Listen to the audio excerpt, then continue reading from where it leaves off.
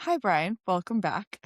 The last we were talking, you had brought up about these support groups and, how you not necessarily transitioned, but how you went from dealing with this kind of on your own to working support groups and talking with other people into your life, and probably some of the most isolating times and what helped you decide to turn to support groups, or what led you to that decision?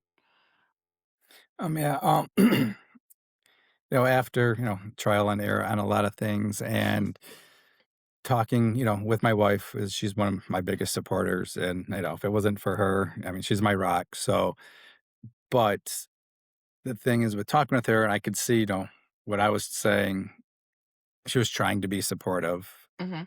But if you don't walk in these shoes, you really don't understand Yeah. what we go through every day. It's hard. And like, I can't even imagine what she goes through every day Mhm. being a spouse and a supporter looking in and trying to wanting to help, but there's really nothing that they can really do physically except, Yeah. be there for you when you're having those rough times and all that. So went, you know, I went on Facebook and I just started searching support groups, support groups, support groups. And Mhm. as you know, and many of us know, there's a lot of support groups out there. Yeah. Some are better than others. Mhm. I've been, I don't know, probably in over 100 over the last 5 years just to Wow. That's a lot. figure it out. And they're Yeah. not just all GP related. Some of it was stomachless because of the surgery that I had where they removed everything. Yeah.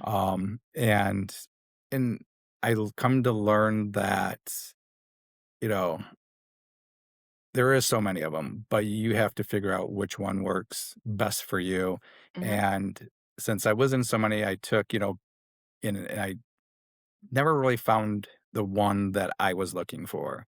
I Mhm. didn't want a group that was comparing our illness, even though we're in this together as a Mhm. community.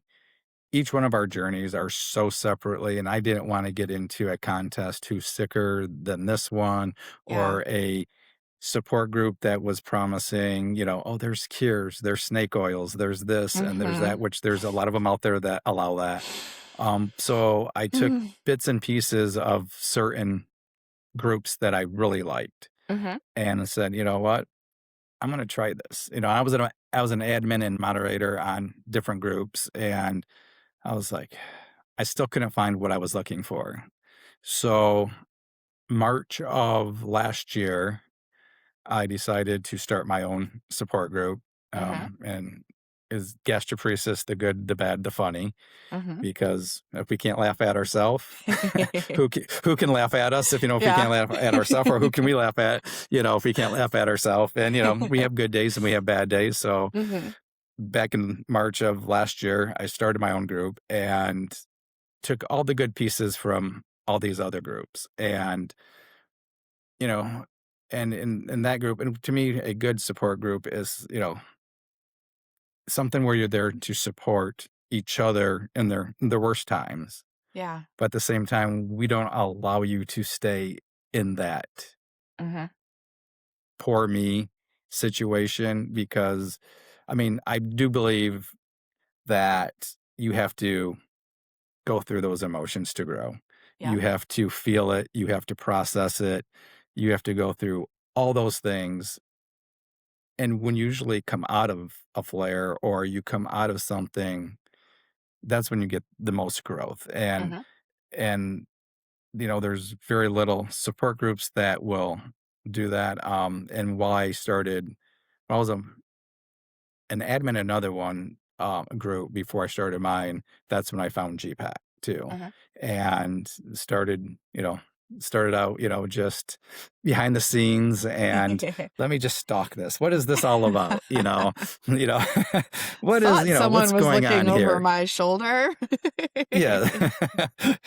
So and then, along with the group that I started and then on here, I've learned what I liked, what I didn't like, what Mhm. works for others, what doesn't work for others, and it's kind of weird. I mean, because so being supportive and all that has come easy for me to help other people.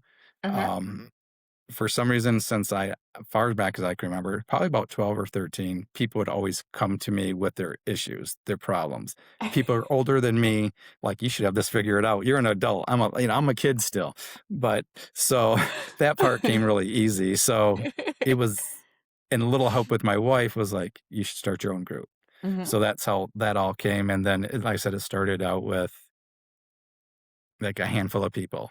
And then now we have over 1,300 people in just that year, little over a year. But support comes in so many different things. It could be, when you're having your bad day, you're just sitting there with somebody, holding their hand, or getting them their water, or rubbing their back, or, whatever that relationship with that person is, Mhm. or just listening to them. I've been on the phone. I have been on text. I've been on Zoom calls with people 3, 4, 5 o'clock in the morning, Oh my gosh. because when you first get this diagnosis, you're so overwhelmed. There's so much, but so little information thrown at you at one time, if Yeah. that makes sense. It does. um, It does. here, try this, don't do this, Mhm. that's all we have for you. But Good luck. so good again, and good luck. Um, that's everybody gets the good luck. But I know how alone that I felt during Mhm. that time, and and that was one thing. I don't want anyone to feel like I felt when I first was diagnosed. I felt by myself, even though I had my family to support me, they just didn't Mhm. understand. And I'm like, oh, they're telling me, this isn't very common. It's not that. What is it like? Little over 5 million people in the US Yeah. now, they're Yep. saying something like that out of Mhm. what, 350 million. Um, so I just kind of felt by myself. I've had Yeah. the darkest of days to where I didn't want to be here. I literally sat on my bed with pills in my hand. I sat there with a firearm next to me. I did not want to be here. I could not go through this anymore. Mhm. So I didn't want anyone to feel like I did. That's just, uh, that feeling is, I can't even explain it. Yeah. But, you know, so my goal in with support and everything is to make sure that anyone who comes across with me or my group or with G-PACT or anything that I can help with is that no one feels alone. Mhm. And you know, there's a lot of us out there, but little of us out there at the same time. And, people got to know that they're not alone. Mhm. When you get diagnosed, reach out for a support group. And it's going to be like doctors. You're going to have to go through several support groups till you find the right one, the Yep. right fit.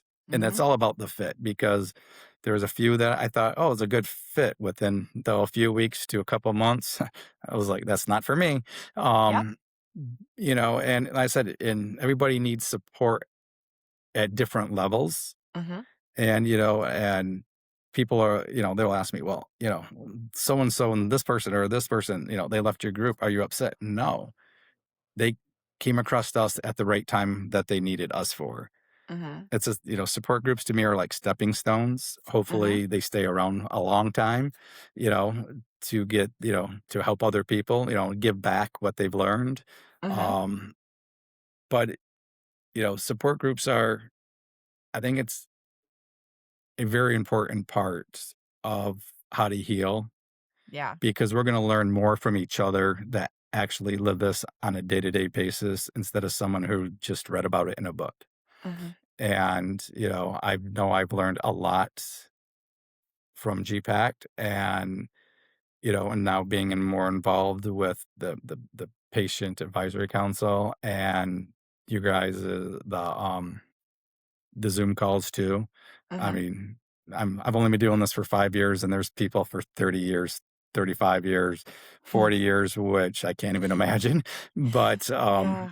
I learned something on each one of those calls Mhm. that I can take. back for myself, for other people, and, and another big thing is, having that support at home and trying to educate your family, your friends, and that to know what you need. Mhm. And with gastroparesis too, let me say this, it's definitely, I'm trying to think of the proper way of saying this. It's more, I want to say women friendly because it's not friendly, but it is more. That's why it's supposed to pop in my head. S But it is. Yeah, There's more female women diagnosed. dominated, yeah, Yes, in the I think groups. there's only 4% male in my group, which, Yeah.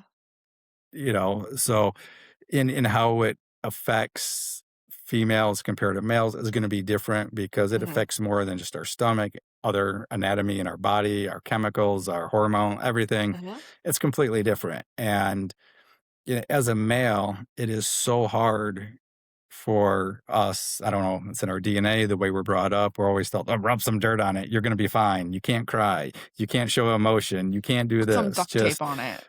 You'll be fine. basically, if it's good enough for NASCAR, it's good enough for you. So, um, and men, you know, they don't reach out. Mhm. They'll sit in silence and they'll sit there until it's too late to reach out for a lot of men, with Yeah. any kind of chronic illness, mental health. And I just want to say it's okay to reach out.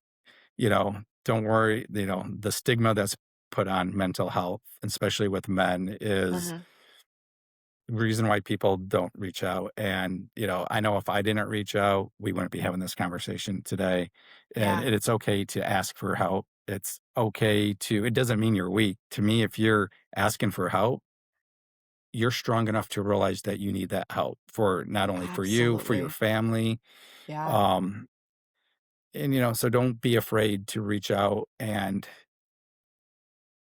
ask for whatever help or join a support group or tell Mhm. your doctor that, hey, I'm struggling here. I need to find counseling, a therapist, psychiatrist, whatever it is, you know, maybe antidepressant, whatever it is. Um, we can't be afraid to step out of our comfort zone and just, I met some great friends, by Mm. reaching out. Now we're like brothers. So my family kind of it's grown, and Mm. and there's no shame in asking for help Yeah. mentally, physically, and especially on those hard days too, just it's okay to ask for help and give yourself that grace that, like, yeah, today might be hard, but tomorrow's a new day, new opportunity. The sun is gonna shine again. It might be, a little dark right now, but you will get Mhm. through this, especially if you reach out and help. And, like I said, like I said, that's what I guess my biggest advice would people with, it's been newly diagnosed, advocate for yourself. You know Yeah. your body more than anyone else. They'll say, "Oh, your tests are normal," but it might not be normal for you. you Yes. know, or I Yes. know my body. I know I normally don't feel this way. I Mhm. shouldn't be confused. I shouldn't be, feel like I'm going to pass out every time I stand up or short breath or, Mhm. you know, throwing up bile and, I shouldn't be constipated for weeks on end or have, diarrhea for 18 times a day or all the Yeah. time. So definitely advocate for yourself because if you don't do it, no one else is going to do it. Mhm. And, find that support group, find that help that where people understand you, where you're seen and you're heard, Mhm. because there's nothing better than being validated by people that have been going through it for 5 years, 10 years, 25 years, 30, whatever, how they're going through it. And the one thing is, and then when I started my group, did I do it for selfish reasons? Yeah, for myself. Mhm. But now it's given my life back. It's given Yeah. me something to look forward to every day. Like I wake up at 4 o'clock in the morning. The first thing I do is get my phone and be like, "What's going on?" So I mean, I just want to help people, and and it's given me that back, something to look forward to. And Yeah. that's another thing, once you get through the initial shock of things, we have to find things that make you happy. Yeah. If it's like with me, sitting out in nature, or like with you, going on your weekly ice cream dates, or My favorite. whatever brings you that joy. We have to find those Mhm. little bits of joy and hang on to Yeah. them, Yep. because when you're having your dark days, and reflect on those good days, because you will have good days again. Yeah. And you got to figure out what your baseline is. And, my thing is, I can always get back to baseline after being in a really bad flare. That's a win. And Mhm. if you have to lay on your couch and just take it easy, that doesn't mean you're failing. That doesn't mean you're not worth it, or you're a burden, or you're worthless. That means you're actually doing something productive for yourself to get Yeah. back to that place that you want to be. Mhm. And, and with all that, with all that, um, I just know I wouldn't be able to do the things I'm doing today if I didn't reach out and go through all those support groups and find my people. Yep. And, definitely, gonna say, G-PACT are my people. I can say that. So, Well, I could say and, right back at you. So and it's given me like, and once you find something like that, and you builds back your confidence, because having a chronic illness and going through the things that we go through, if it's like, you know, vomiting in public, or getting sick, Mm. when you're with your friends, or breaking all these plans that we used to didn't do. And then you can build up your confidence back up. I never thought in a million that I would be putting on an awareness event for something as big as this, Yeah. for, or a fundraiser, or anything like that. It's like, wow, Mhm. kind of scratches my head sometimes, like, what did I do get myself into? Or, or Mhm. why are these people listening to me? Or Mhm. why are they I feel coming ya. to me? It's kind of like, wow, this, Accidentally what's going on became here? important. Like All those kids' parents that I coached, that said that, I didn't know what I was talking about. I want you to take a, I know, it's like but if someone's looking for an adult and they all look at you and I'm like, "I'm not an adult. Like, what are we talking about?" And then I'm like, "Oh, I'm like a not an adulty adult. I'm just adult by the numbers. That's it." yeah, and my wife would say the same about me. She'd be like, "Yeah, mentally, I'm about 16. I am Mhm. such a 16-year-old boy stuck in this 56-year-old man's broken body." But, and another thing is, for new people, is communication. You Mhm. have to have communication with not only your doctors, your medical team, but your significant other, your partner, Yeah. and let them know exactly what you're feeling, what you're going through. That way they can understand better and know Mhm. how to help you. And don't be afraid to tell them, hey, this is what I need right now. Like, I would tell my wife, yeah, I need time out. I don't Mhm. need to be by anyone. I'm putting myself in timeout. I go to my room and I sit there for 15, 20 minutes, like, oh man, I can tell you're going to be a jerk today. You're not feeling good. It's not their fault, you Yep. know, Yeah. but, so, just, reel it back in. But, Mhm. yeah, but communication is the key. I mean, even communication with yourself, Yep. because I mean, people probably think I am really crazy because I talk to myself a lot, but our Why I work from brains home. will. Yeah, yeah. I try not to do it in public anymore, but but our brains are trying to figure this out as much as we are, and the easiest in our brains is, my therapist told me, and it makes sense, that our brains will go to the simplest solution, even if it's not true, Hmm. so it can understand it. I mean, the brains they're wonderful. They're amazing things, but they're so simple in a lot of ways. So, Yeah. if you can't do things around the house, or do things what you used to be doing, your brain's going to be like, "Oh, you're just lazy," or that's not the fact, you know? So we have to pay attention to our body, but we don't have to listen to those negativity thoughts and words in our head. And, you know, we just got to be like, yeah, whatever, kind of push those to the side, which is a lot easier said than done. But it takes practice, like with anything. I've learned over the years from different therapy techniques, even from my dietitian, when like these unhealthy thoughts start to come in, like when I hear them now, I'm like, okay, we're doing that today. Like that's the vibe that you wanted to bring to today. Well, I'm not having it. Like that goes over here. And you take that outside. Like we don't have time for that. And it doesn't work every time, but I think with anything, we get better with practice, or at least we become more self-aware every time we practice something. And I think, we're never going to be perfect at it. This disease is going to ebb and flow. How we feel about it's going to ebb and flow. Maybe whether it's getting better or worse might change your mentality around living with the disease. And it's just something that we continually have to put into perspective and practice. Like when those bad thoughts come in, be like, okay, cool, that's nice. Bye. Like I'm not like not today.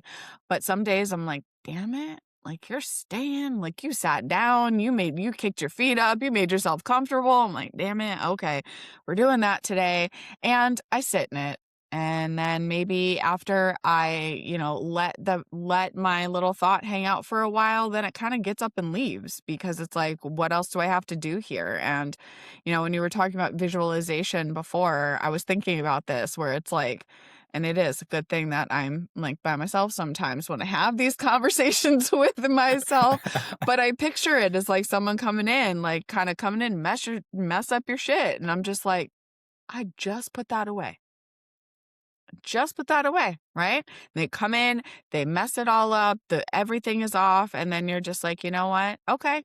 And then you go on the next day, you put it right back and you get it off and get it out of your way and just move on. And that takes therapy, practice, probably a little bit more therapy, communication skills, support groups, all of the things we've been talking about. But, it's not going to work every day. It's not perfect every day. And I think really just acknowledging that is a great place to start. And what you've done and what you have brought to your support groups, what you've brought to ours, it's telling of all the work that you do and have done and will continue to do. But just don't burn yourself out. And I'm here as your friend to remind you that. Don't burn yourself out. Because I just have to remind everybody of that. Not myself. Do as I say, not as I do. Um I'll say we will remind you. I'll I mean, take it. at first, yeah, at first it was like I thought I would have to be on like 24/7. My thing Mhm. was to save everybody, Yep. and then I learned that I'm not here to save anyone. I'm giving them a safe place to be Mhm. heard, to be validated, to give them ideas that may or may not. I'm not a doctor, so I can only tell them my experiences, Yep. what has worked for me, what I've learned from thousands of other people Mhm. that's worked for them. Because, as you know, it's so different for everybody. So I mean, it's like, and then like when I say like, don't sit there in like those thoughts. It's okay to have those thoughts. It's Yeah. okay to be in that moment because you have to be. I'm not going to say you're since there is no cure in that there will be better days. Mhm. It's not like you're going to get better, but you're going to have the tools to learn to coexist with it Yeah. and to handle things better, to allow yourself to start doing things the old life before the diagnosis. Mhm.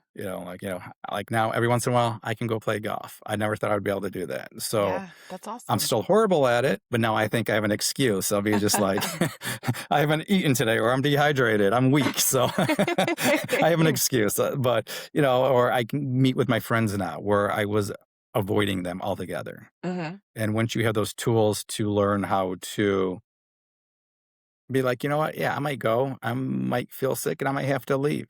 Mhm. It's okay. Either they're going to understand or they're not going to understand. But Yep. I know what I have to do for me now. Yeah.